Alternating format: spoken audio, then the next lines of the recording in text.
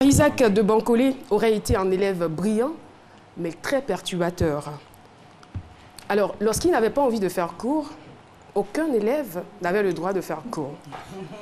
Il balançait des bulles puantes en classe. Info ou intox? Info.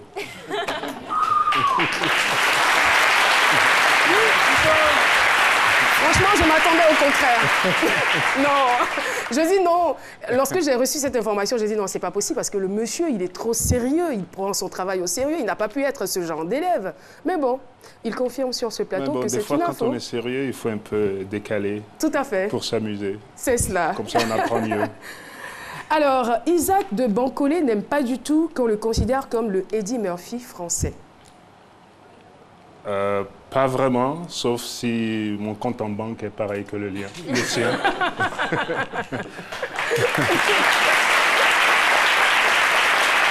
Mais qu'est-ce que cela provoque en vous? Quel genre de sentiment cela provoque en vous lorsque vous entendez cela? Ça provoque à la fois du contentement, mais aussi une certaine méfiance, parce que Eddie Murphy, il est considéré comme un acteur comique. Et moi, j'ai envie de dépasser le comique. Depuis Black Micmac, j'ai envie d'aller vers d'autres horizons, donc avoir une palette assez large pour pouvoir avoir des rôles un peu plus intéressants, variés. Alors, pour la dernière info, ou peut-être intox, avant son mariage, Isaac de Bancolé aurait été un tombeur, un don Juan. Comme tout jeune venant de Trècheville.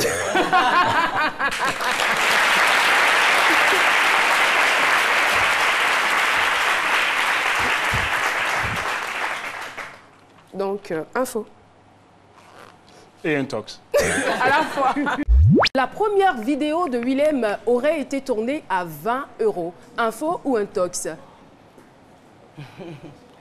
Intox. Intox, c'est pas exactement ça. Intox. C'est la friend zone qui a été tournée à 20 €, ouais. pas la première vidéo. Ouais, pas la première ça vidéo. marche. Alors, Willem serait, comment je peux le dire, un être un peu versatile, à la fois doux et extraverti. C'est vrai qu'il est mystérieux. Il ne veut pas qu'on le découvre. Info, d'accord. Je ne suis pas très extraverti, mais ça m'arrive de l'être. Ouais. Ça dépend des circonstances. Ça dépend des circonstances. D'accord. Alors, votre plus grand défaut? Tadam! On est dans le film, là. Serait le retard. Info? Info comme jamais. Ou intox? Ouais, info. Ouais. Heureusement, on a eu la chance. Il paraît que quand on a besoin de Willem à 11 h, il faut lui dire qu'on a besoin de vous à 10 h. Ouais, j'ai un problème avec le retard. D'ailleurs, mes vidéos, je crois que je les poste avec 2-3 heures de retard. Votre mère, paix à son âme, se serait radicalement opposée à votre carrière musicale. Info ou intox? Info. Info? Ouais, tout Et à vous fait. vous êtes quand même entêté? Tout à fait. Ma mère n'a pas voulu que je fasse la musique.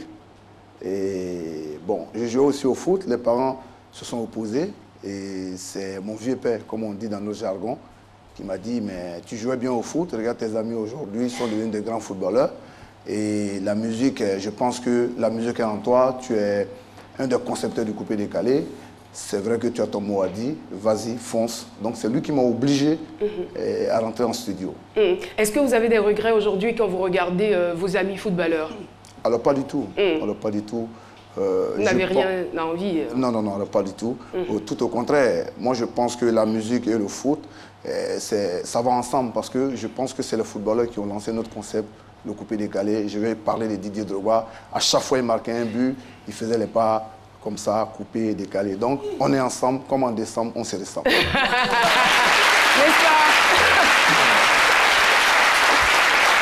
Votre premier cachet d'artiste aurait été de 50 000 francs. Info ou intox? Je n'ai pas saisi la question. Votre premier cachet d'artiste aurait été de 50 000 francs.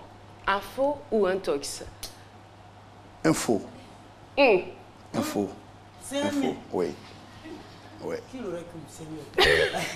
Alors, docteur Philo a une info. Je ne sais pas, vous avez un complément d'information par rapport à cela?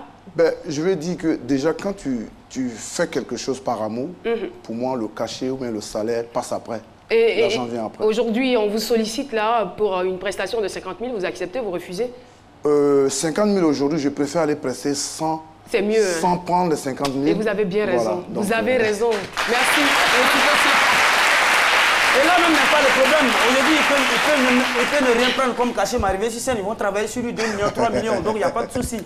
Allez, on a une autre information selon laquelle c'est vrai que vous aidez, vous encouragez les jeunes, vous incitez les jeunes aujourd'hui à bien travailler à l'école, mais pour vous, ça n'a pas été le cas. En classe de CM2, vous avez eu 2 de moyenne, info ou intox. On a le bulletin ici, bon, je ne sais pas si...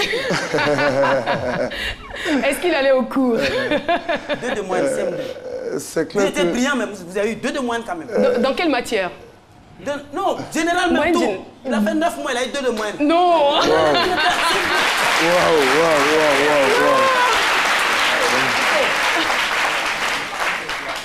C'est clair que je n'étais pas parmi les meilleurs élèves, mais quand même, à l'école primaire, j'ai tiré quand même mon épingle du jeu. J'étais parmi les meilleurs à l'école primaire. Donc 2 de moyenne, je ne me reconnais pas.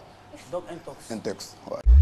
Angibel, en tant qu'officier de la douane, était une personne intransigeante et très, très rigoureuse.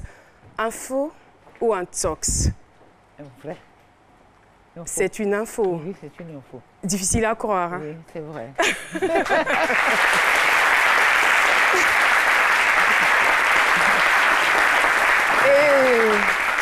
Angibel aurait quand même fait le service militaire, je crois, 2 à 3 ans avant d'être colonel de la douane. À la gendarmerie nationale. À la gendarmerie nationale. C'était pas éprouvant pour vous? Ah oui, c'était difficile. Vous avez quel âge à l'époque? Je crois que j'avais quoi?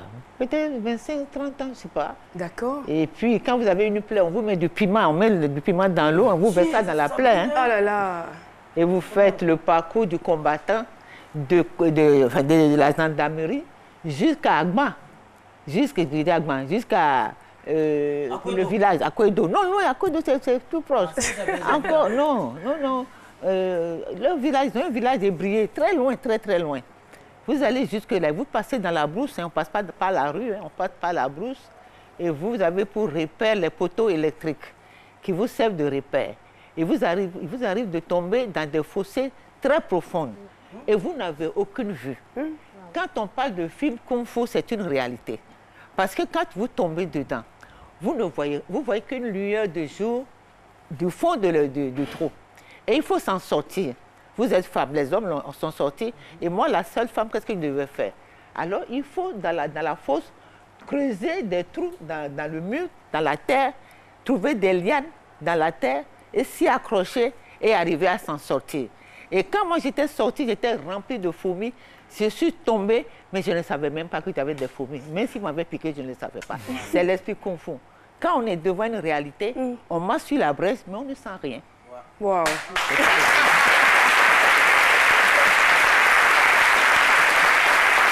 On se pose la question quand même de savoir, est-ce que le service militaire et la mode sont une combinaison qui marche? Et oui, Angibel est là pour nous le confirmer. Et info ou intox, toujours, il paraît que Angibel est tellement généreuse que sa maison ressemblait à une pouponnière. Dès qu'elle voit des enfants d'une famille en détresse, elle va les récupérer. Et quand ces enfants rentrent le soir, maman, c'est qui? Non, c'est vos nouveaux frères. Ça a été tout le temps comme ça. Info ou intox? Info. Femme au grand cœur. Qu'est-ce qui justifiait cela? Pardon? Qu'est-ce qui justifiait cela, prendre le risque d'aller chercher des enfants des autres? Et l'amour du prochain. Et la compassion. Quand vous vous dites quelqu'un et qu'à côté de vous, des gens souffrent, vous ne faites rien. Vous êtes quelqu'un, vous n'êtes pas quelqu'un. Lorsque vous arrivez à servir l'autre qui est dans la détresse, c'est en ce moment que vous êtes quelqu'un. C'est midi est quelqu'un. Pourquoi c'est midi est quelqu'un? Il y a des gens, comme je l'ai dit à un de vôtres, qui ont envie de se suicider. Et quand ils voient c'est midi, qu'il éclate de rire, il oublie où il a mis le fusil. Laetitia serait une personne très généreuse. Info ou intox? Bon, déjà, bonjour. C'est bien. Info. Info. Ouais. D'accord, ça marche. Alors, Laetitia serait quelqu'un qui aime vraiment discuter. Le dernier mot doit toujours lui revenir. Elle accepte rarement d'avoir tort. Ah, non. Ah bon? J'ai envie de dire info et intox. Je me soigne. À la fois. Je me soigne. Info d'abord et un peu intox. Info et intox en même temps, d'accord. Mais j'ai quand même l'impression que c'est beaucoup plus une info. Enfin, beaucoup plus une intox. Oui, quand même un peu intox. Sinon, vous auriez discuté pour dire que non. C'est-à-dire que moi, Laetitia, sincèrement, quand il y a un sujet, je veux... Mais là, vous n'avez pas trop discuté, donc vous avez changé, là. Je me retiens. Alors, Laetitia aurait été toujours une élève studieuse et consciencieuse. Info. Comment vous êtes parvenue à percer le mystère du cinéma américain? Ah, le mystère du cinéma américain, il faut y croire. Je pense que c'est... moi, quand je suis parti d'Abidjan, quand je suis arrivé à Paris, après des études, quand j'ai voulu faire l'art dramatique, évidemment, il y avait beaucoup de contre, parce qu'on n'avait jamais vu d'Africains réussir. Pareil, après, quand je suis parti aux États-Unis, il y avait... beaucoup de contre aussi, des Français qui disaient on n'a jamais vu d'acteurs français réussir aux États-Unis.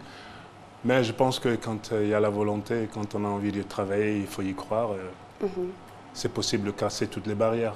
Monsieur Isaac de Bancolé, je lis, et je cite à partir d'un site internet, l'année ne fut pas facile pour l'acteur, mais les millions d'euros engrangés seront une douce consolation. Isaac de Bancolé, 60 ans, dominerait largement le classement des acteurs les mieux payés en 2018, avec des revenus estimés à près de 75 millions d'euros. Vous confirmez? Info ou intox? Intox. C'est beaucoup moins alors? Un peu moins. D'accord. Deuxième chose, il a dit dans votre métier que la gloire, c'est de durer. C'est sur la distance. C'est un métier de fond. C'est une course de fond, pas une course de vitesse. Donc c'est vrai d'abord qu'il faut faire attention, parce que le seul matériau qu'on a, le seul instrument, c'est son corps. Donc il faut prendre bien soin de son corps. Et c'est important. Inévitable pour la réussite. Et oui. La famille. Bisgo. Bien t'as dit. Faouza de Bancolé, la petite sœur d'Isaac de Bancolé.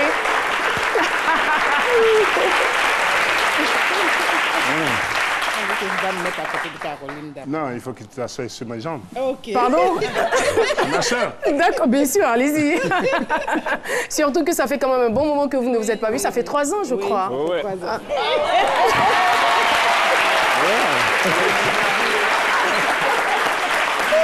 Vous avez la chance, hein? Il est très intéressant, votre frère. Comme ça, il peut me prendre facilement alors. Et il continue de le faire jusqu'à maintenant. Oui, oui. Alors... Je suis son bébé. Oh là là! Belle image! Oh là là! C'est la plus grosse surprise parce que je suis arrivé hier, venant d'Atlanta, à New York, parce que j'étais à Atlanta où je tournais un autre film. Et je suis arrivé hier à Paris, de Paris ici à Abidjan, et je repars dimanche. Aujourd'hui, j'ai un programme très chargé. Demain, pareil. J'étais pas sûr que j'allais la voir. Je pensais que j'allais l'appeler, mais pour lui dire, écoute... et voilà, on l'a réalisé. Ben, merci à vous. Alors, un petit mot à l'endroit de grand frère, du grand frère Isaac de Bancolé. Le petit témoignage, les souvenirs de ce petit garçon teigneux, qui aujourd'hui est une grosse star mondiale. Qu'avez-vous envie de dire aux téléspectateurs à propos? Je t'aime. On n'a pas bien entendu. Je ne sais pas, est-ce que vous avez entendu? Vous n'avez pas entendu? Ça va, vous n'avez pas entendu? Je t'aime, Isaac. Je suis fière de toi. C'est mignon. Et je peux vous faire une confidence aussi, que quand on était à Trècheville, la première personne qui me tressait les cheveux, c'était elle. Je me mettais entre ses jambes Et elle me tressait parce que j'avais envie d'avoir des tresses parfois. Voilà. Et ça continue jusqu'à maintenant? Est-ce que vous avez quelqu'un là-bas aux États-Unis qui tresse vos cheveux? Disons, il y a des tresseuses à Harlem, à la 125e. Mais maintenant, j'ai une éponge qu'on appelle d'accord. Coiler. Donc, avec cette éponge... Il semble aussi qu'à l'époque, vous étiez très nerveux quand les prétendants s'approchaient de votre sœur. Ah oui, j'étais très jaloux. J'étais vraiment le gardien Il y a eu des victimes du temple. Est-ce qu'il y a eu des victimes Oui, je me suis bagarré parfois pour défendre mes sœurs. Oui. Tu aurais le lion en toi, tu seras l'homme le plus fort, l'homme le plus intelligent, l'homme le plus robuste, l'homme le plus costaud. Un leader, levez la main et sortez vos griffes. Nous sommes venus lancer le message. Vous vous dites que le 16 décembre, on va récompenser les meilleurs élèves. Abou Nidal, ce genre de vidéos sont nombreuses, hein, elles sont légion. Mais en même temps, moi, je suis impressionnée, je suis épatée par cette action que vous faites, le fait d'aller parler aux élèves. Pourtant, nous savons très bien que vous n'êtes pas allé très loin dans les études. Alors, qu'est-ce qui vous motive? Déjà, nous sommes au XXIe siècle. Un enfant qui ne va pas à l'école, pour moi, c'est un crime contre l'humanité. Parce que... le mot n'est pas trop fort? Non. L'éducation, pour moi, tout le monde mérite d'aller à l'école. L'éducation, c'est la base. Et aujourd'hui, nous sommes venus avec un concept musical qui est consommé à 99, pour ne pas dire 100%, par la jeunesse. Et cette jeunesse-là, nous sommes une vitrine pour cette jeunesse. Nous avons envoyé le bouquin, le travaillement. Donc, c'est le côté néfaste.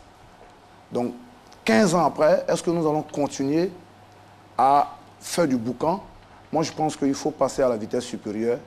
Il faut prendre conscience. Il faut maintenant faire du boucan autrement. Pour ceux qui nous regardent de l'extérieur, faire du boucan dans le jargon coupé, décalé, c'est dilapider de l'argent, montrer qu'on a beaucoup. Voilà. Mais à l'époque, quand nous sommes venus avec ça, pour moi, c'était noble parce qu'on venait trouver des concepts, un concept musical qui est le zougou qui était implanté. On avait déjà vu un artiste qui chante et c'est le public qui lui donnait de l'argent. On n'avait jamais vu un artiste qui chantait, qui donnait de l'argent à son public. Donc il fallait réfléchir comment imposer le coupé-décalé. Donc le coupé-décalé est imposé, Abou Nidal est connu dans tous les 4 coins du monde. Continuer dans ça, pour moi, ce n'est pas noble. Donc aujourd'hui, j'essaie de faire ce bouquin, mais autrement, et diverti par ma musique, éduqué par le message, encourager pour ceux qui comprennent le message. Et soutenir aussi les élèves avec des kits scolaires? Tout à fait, tout à fait. Donc, divertir, c'est de danser, encourager, et éduquer, c'est le message. Et après, nous venons organiser des concerts et on récompense les meilleurs élèves. Lorsque Anjibel regarde ses créations, elle n'est pas un peu surprise de ce qu'elle est capable de produire? Ça arrive par moment ou pas? Oui, on est parfois surpris. On est parfois surpris parce que on ne sait pas toujours qu'est-ce qui va plaire. On commence comme ça. Il y a parfois qu'on crée un modèle et à la fin, on n'est pas satisfait. Parce qu'on se dit, celui qui va regarder, ça peut ne pas lui plaire. Mais la force de le faire vient du fait qu'à la base, on fait la promotion de quelque chose. On s'est dit, le textile qu'on propose, c'est pour sortir les gens de la pauvreté. Ce n'est pas n'importe quel défilé. C'est un défilé qui peut sortir des gens de la pauvreté. Parce que chaque événement que je sors, c'est pour un but. C'est pour un esprit d'aider quelqu'un, de sortir quelqu'un d'une situation difficile. Et ces motifs que vous avez vu que j'ai aujourd'hui sur mes vêtements, les patchwork, je suis revenue d'un défilé au musée du Louvre à Paris, où j'ai vu que les créateurs qui sont de l'Allemagne et ailleurs, Venezuela, tous ces pays qui ont pignon sur rue d'Italie, les États-Unis, ont présenté des produits recyclés. Et j'ai voulu voir qu'est-ce que c'est des produits recyclés. C'était des choses qui ne servaient plus, qu'on retravaille, pour lesquelles on donne une nouvelle vie. Et moi, j'ai dit, mais dis donc, nous, on a des corbeilles remplies de morceaux de tissu et nous jetons, alors que nous n'avons rien, on n'a pas d'argent. Mais qu'est-ce qu'on peut faire avec ça? Quand je suis rentrée, j'ai commencé à récupérer tous les morceaux de tissu qu'on jetait pour leur donner une nouvelle vie. Et pour donner une nouvelle vie, qu'est-ce qu'il faut faire? J'ai cherché des filles mères, des filles sans emploi, des filles qui sont en difficulté. Et je les ai recrutés, j'ai d'abord 4. J'ai acheté des machines, je leur ai donné, je leur ai appris à coudre et je leur ai appris à coller ces petits bouts de tissu, moyennant un salaire. Et ma plus grande joie était qu'une maman m'avait appelé et dit vraiment, je te bénis parce que grâce au salaire de ma fille, j'ai pu me soigner. Wow. Voilà ce qu'on veut. Vous reconnaissez ce personnage, cette personnalité? C'est une photo? Oui, c'est papa, non. C'est papa. Et quand vous dites papa, vous pensez au père Abékan. Oui, ça c'est mon père. Que vous a-t-il apporté? C'est mon papa.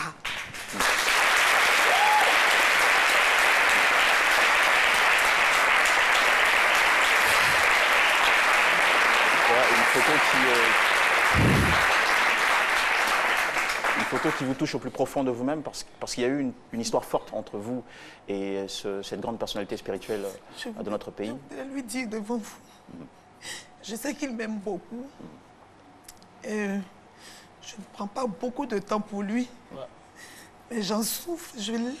Je l'aime. J'ai l'impression qu'après mon père, Dieu m'a fait grâce de me donner un papa comme ça. Je suis fière. Il a eu une contribution exceptionnelle dans votre vie. C'est votre père spirituel, c'est votre guide. Et je pense que vous avez trouvé refuge auprès de lui dans une période, disons, où vous touchiez peut-être le fond parce qu'il vous a aidé à retrouver le goût de la vie. Oui, et il m'a dit, plusieurs fois il m'a rendu visite et on parlait de la parole du Seigneur. Pour une personne qui n'est pas baptisée. Dans quelle situation vous étiez à cette époque-là? Qu'est-ce qui vous arrivait? J'étais presque détruite. Wow. Détruite. Et pourquoi détruite? Parce que les gens, la maladie m'avait détruite. Les gens se mettaient devant ma maison, mon portail. On attendait que l'ambulance. On attendait que l'ambulance pour que je parte. Vous avez frôlé la mort? Oui. J'ai vu. C'est pour ça que je respecte l'être humain. Au-delà de tout, je peux voir des gens qui se... Je dis, tu es... Parce que quand tu es dans un état comme ça, tu vois même la vendeuse de bananes est mieux que toi. J'avais ma belle voiture qui était arrêtée, j'avais des bijoux, mais je n'étais rien. Je n'étais rien. Sans force.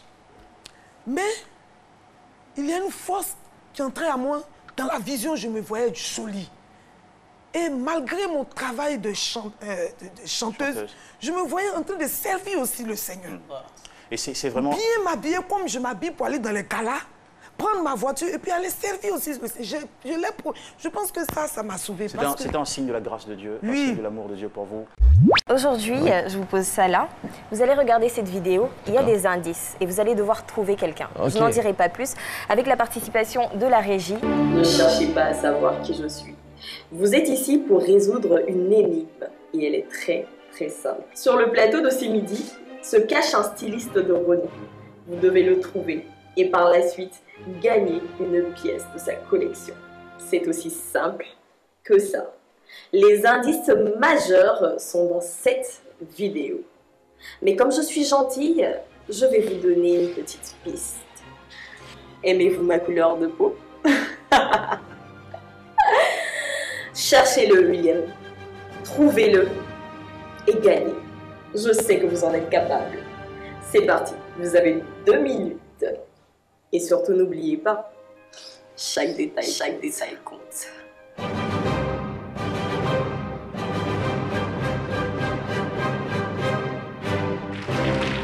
William... Dans le public? Aussi facilement, même pas une seconde.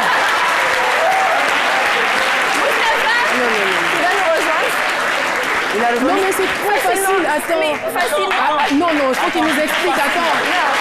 Je vous explique. Non. Je vous explique.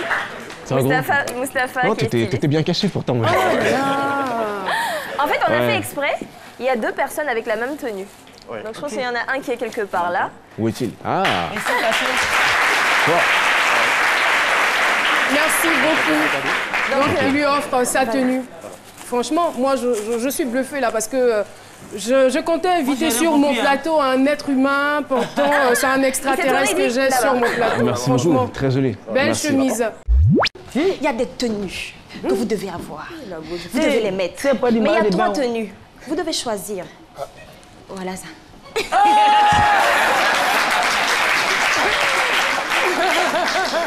Je dois choisir les 3. C'est ça, pour le concert. Le concert.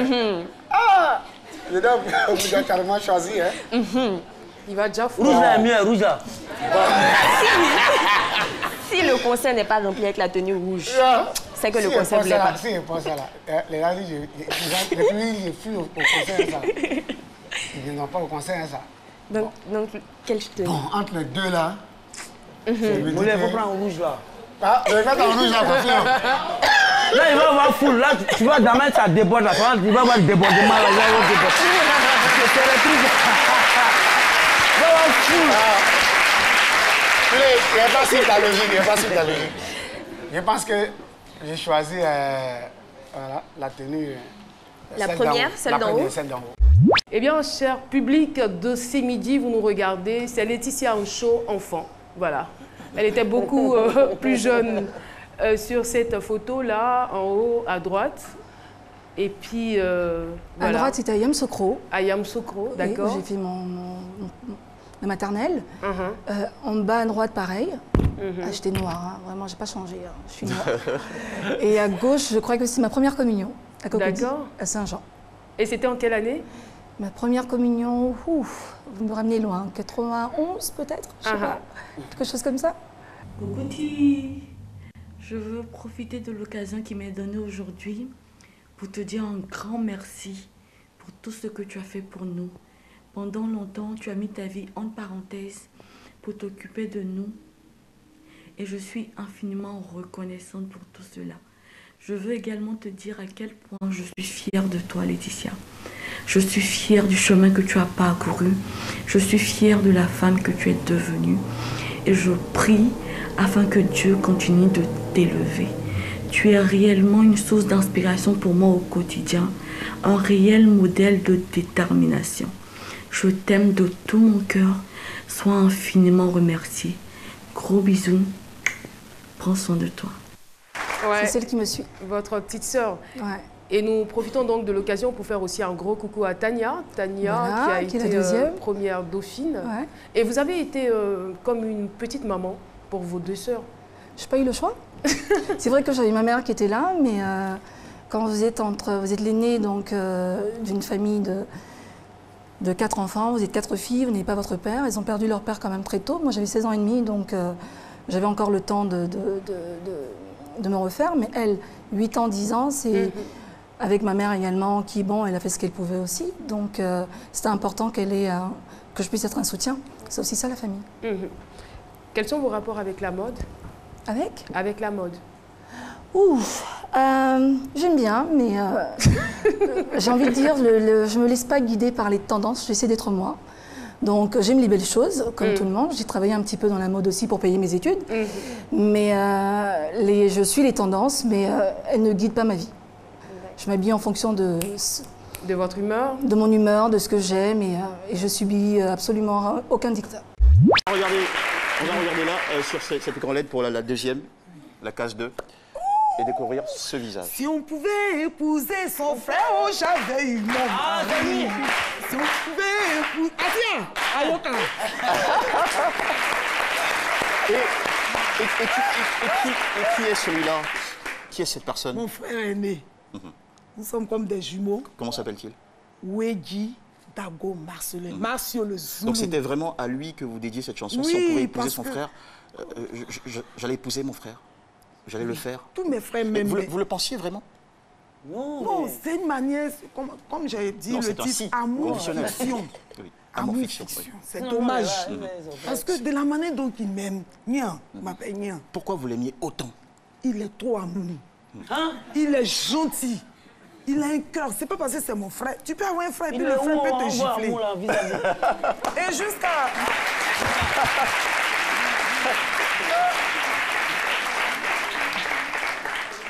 Une fois... Oui, vous avez une anecdote? Il y a des gens, ils m'ont dit, mais toi, ton frère tellement... Si tu fais ça, tu vas pas avoir mari. Vous étiez trop collé serré, comme on dit chez nous. En tout cas, on est très content que vous ayez grandi dans cette atmosphère pleine d'amour, d'affection. Et c'est avec aussi beaucoup d'amour que nous envoyons ce qui suit. C'est la petite pause. Soufflez, revenez. Dans un petit moment, il y a encore du meilleur juste derrière. A tout de suite sur RTI1. Waraba, waraba, le parrain Amadou Koulibaly. Waraba, waraba, tu suis ou tu suis pas?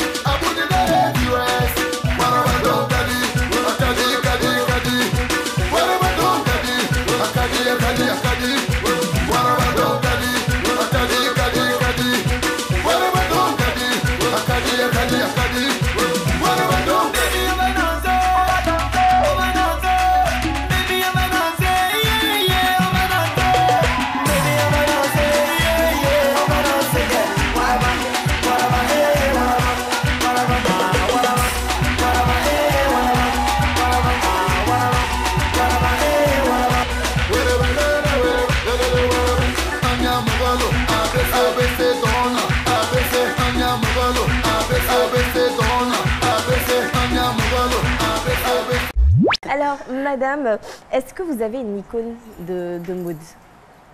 Vous qui êtes déjà à un certain stade. Oui, en Afrique, on va commencer par l'Afrique parce que c'est toujours l'Afrique. Il y avait Pathé Ouédraogo. Pourquoi Pathé Ouédraogo? Voilà quelqu'un qui n'est pas issu d'une famille aisée, qui a compris que c'est la sueur de son front qu'on peut réussir. Et moi, j'étais déjà fonctionnaire.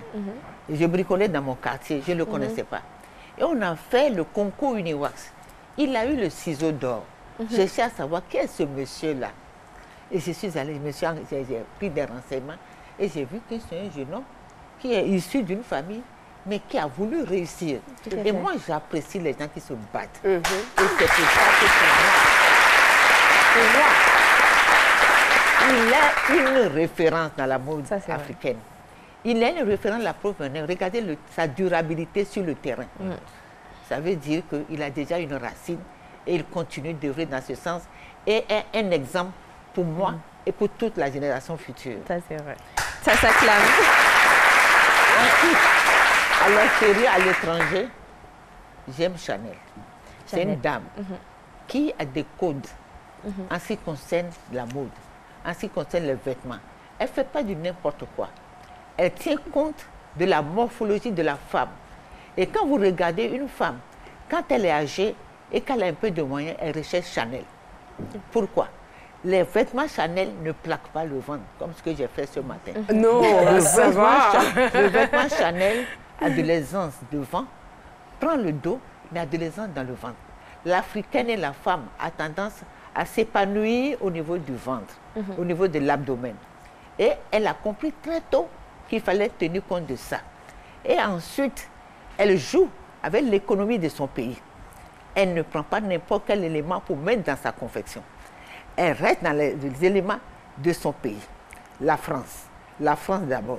Même quand elle doit faire intervenir d'autres artisans, elle le fait avec des artisans français.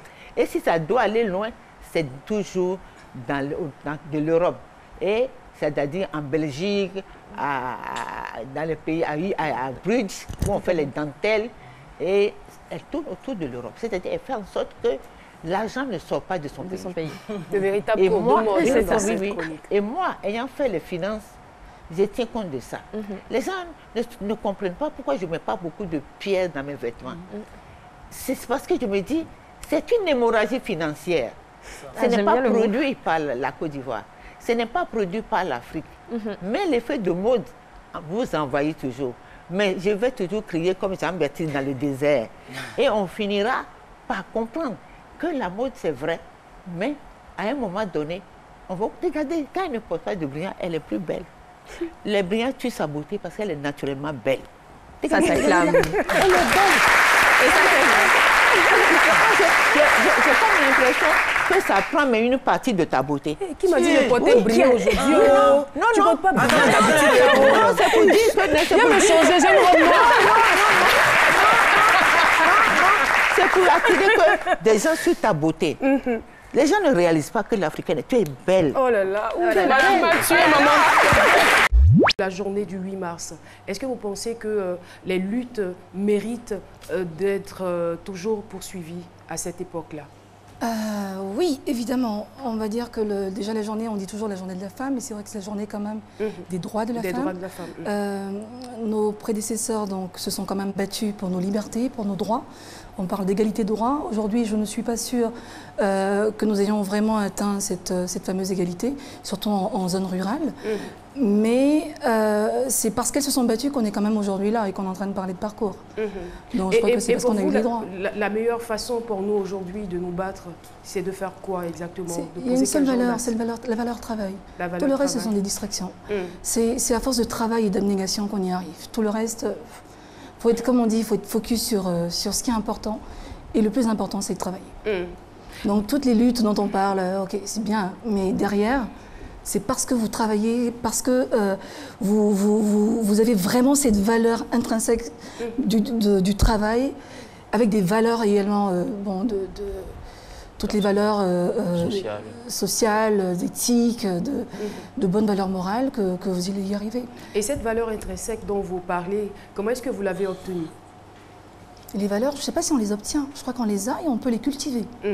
Donc, moi, je suis convaincue depuis longtemps, et c'est une phrase célèbre que j'adore, c'est le seul endroit où le mot succès vient avant le mot travail, c'est dans le dictionnaire. Donc, j'ai envie de dire, il n'y a que dans le dictionnaire.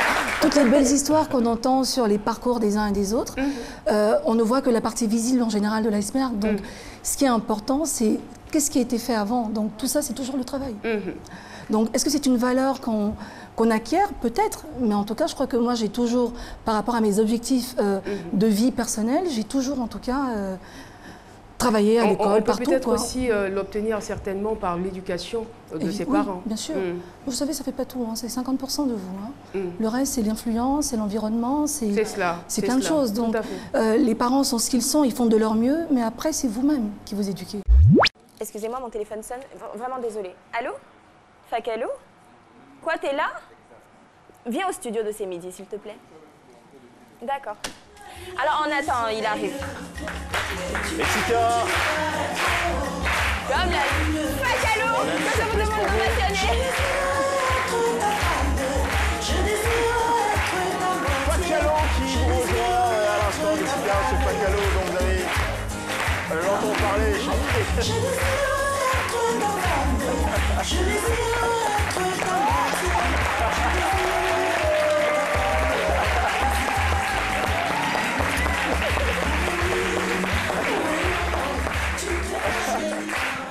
Merci beaucoup, merci. Merci.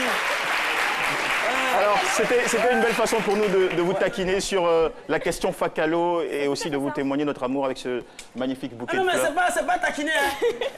Et tu sais, quand je vais te dire désormais que je serai le vrai Fakalo, et que oui, le vrai Fakalo, celui-là même qui t'a aimé. Non, laisse les critiques. Mais tu sais, quand je t'ai dit que si tu étais une fleur, je te planterais devant ma maison chaque matin, j'allais pas me montrer. Ça s'appelle faire ça.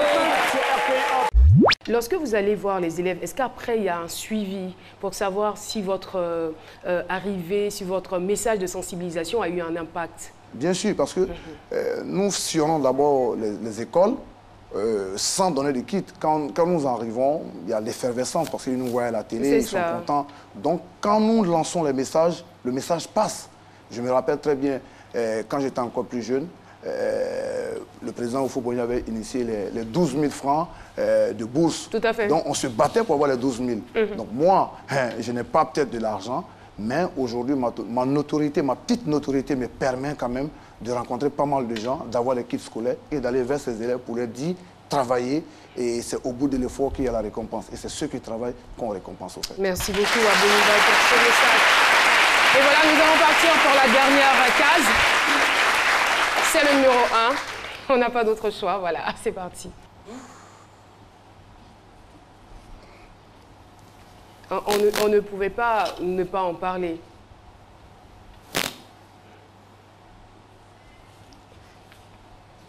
Malheureusement, cette ravissante créature nous a quittés. Shola Gabana, celle qui partageait la vie d'Abou Nidal, nous a quittés le 19 juillet 2017. Des suites d'une insuffisance rénale. Abou Nidal, ça a été une épreuve très très douloureuse pour vous. Et malheureusement, c'est encore récent et les souvenirs sont vifs.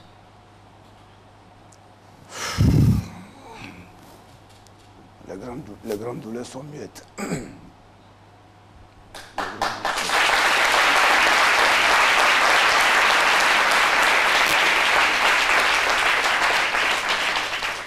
Et pourtant, ce n'est pas les moyens qui manquaient. Ce n'est pas les moyens qui manquaient pour faire face à cette maladie. La vie en a décidé autrement. C'est quelqu'un qui m'a permis d'être ce que je suis. Et aujourd'hui, quand je rentre dans ma famille, on m'applaudit. Pour moi, la réussite, c'est ça. C'est la famille d'abord. Et elle m'a permis de me relever. Elle m'a permis de faire confiance à la femme et d'aimer. Parce que j'étais traumatisé. Quand je suis rentré de la Suisse, j'étais marié. Et lorsque mon premier mariage a capoté, je l'ai rencontré tout de suite, 3 mois après. On est restés ensemble jusqu'au 19 juillet dernier. Vous dites, elle a fait de moi ce que je suis aujourd'hui. Qu'est-ce qu'elle vous a réellement apporté?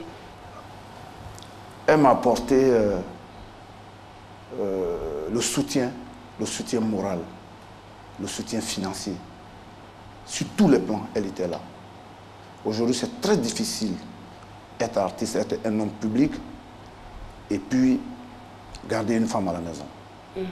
Parce que d'abord, le concert musical que nous faisons, c'est de mettre assez à la vue, c'est-à-dire tout ce qui est beau et chic, les belles voitures, les belles maisons, les belles femmes. Mais c'est le volet où on veut montrer, on veut vendre quelque chose. Mais derrière, on n'est pas, tout ce qu'on montre, on ne vit pas dans forcément ce que nous montrons. On ne vit pas forcément dans l'opulence. Et elle a compris que un grand artiste, quelqu'un qui veut réussir, il faut une femme pour l'encourager. Et franchement, elle était là. Et elle restera comme une empreinte indélébile.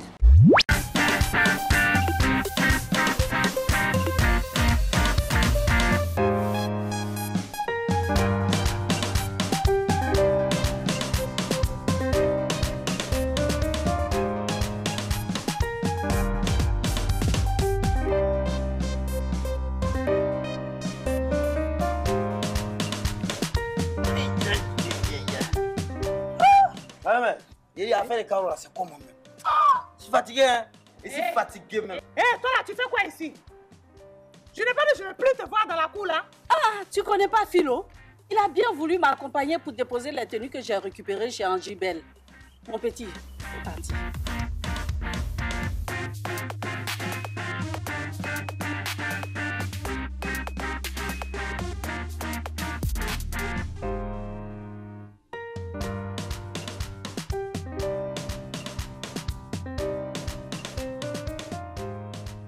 Massangé, si tu vois la robe de mariée, c'est tellement beau, tellement classe. Angibel fait du beau travail, hein? Je te dis, Caroline sera très belle dedans le jour J. J'en suis sûre, ma belle. Tu t'imagines mes filles défiler sur un thé? Ah, quelle joie! Un honneur qu'Angibel rend à la famille Djoudjou, que Dieu la bénisse. Tous les enfants Djoudjou, devant les photographes, devant les télévisions, les journalistes. J'imagine la une des journaux. La famille Djoudjou à l'honneur grâce à Angibel. Foutaise, non, foutaise. Caroline va se marier quoi? Sans moi. Jamais de la vie. Caroline et moi là, on est au jusqu'à Las Caras. Elle va jamais se marier sans moi. Tiens, ça là, au nom de... Yeri, marier ça là, moi, il a empêché ça en prix. Il a empêché ça. Le plus beau, c'est quand Caroline sera dans la robe de mariée. Ce jour-là, je l'imagine, elle sera très belle dedans. Ma belle, est-ce que toi me disais que tu ressembles à Angibel? Vous vous ressemblez, hein? Affairé. Tu n'as rien mis au feu? Je sens le brûler. Si. Mon sous-marin l'a frit. Ma belle, viens m'aider. On va éteindre le gaz.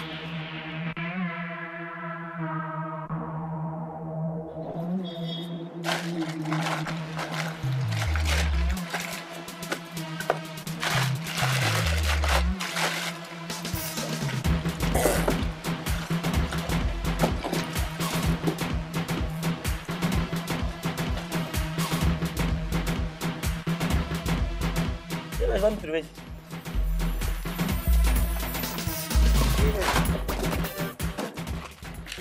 Le Samakapou. Ouais, mais c'est ça, il y a. Non, mais ça, c'est un bon moment. C'est poubelle. Ça peut rien demander. Tu vas voir ça d'abord. Ah, Samakapou. Toi, tu vides poubelle maintenant. Ouais, c'est un bon moment. Il n'y a rien de bon dedans, regarde.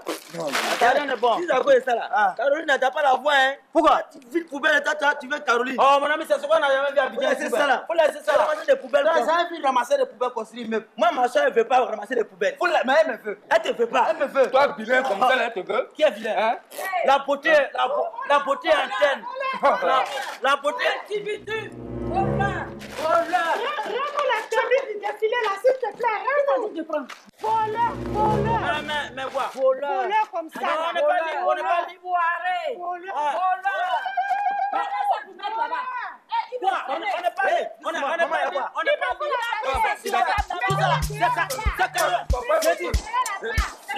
C'est Caroline. Et puis moi, ça m'a cassé comme ça là. Regardez comme il est. C'est Caroline sorti là-bas. Caroline m'a sorti. Ça vaut la meilleure. Passez un excellent week-end et on se retrouve lundi pour un autre numéro et une autre aventure de ce midi. Au revoir.